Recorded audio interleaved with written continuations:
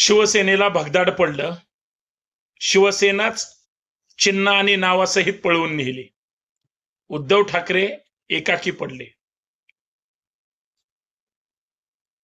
राज ठाकरे सुद्धा मनसेची सत्ता आली नाही, जेवढे आमदार होते ते सुद्धा आता काही नाहीत. पण उद्धव ठाकरे आता अडचणीच्या काळात महाराष्ट्राला वाचवण्यासाठी, मराठी माणसासाठी युती करण्याचा हात पुढे करतायत. राज ठाकरे सुद्धा कदाचित मानसिक तयारी दर्शवण्याच्या तयारीत आहेत.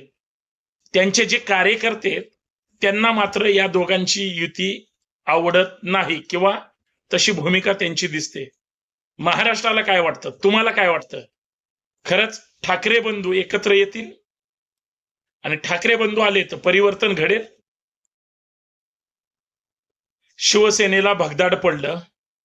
शिवसेनाच चिन्ह आणि नावासहित पळवून नेली. उद्धव ठाकरे एकाकी पडले.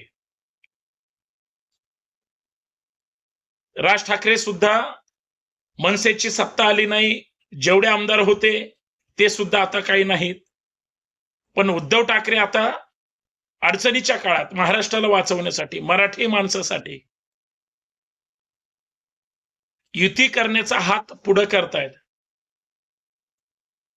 राज ठाकरे सुद्धा कदाचित मानसिक तयारी दर्शवण्याच्या तयारीत आहेत.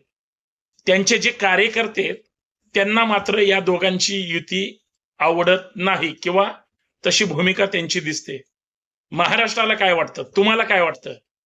खरंच ठाकरे बंधू एकत्र येतील आणि ठाकरे बंधू आले तर परिवर्तन घडेल?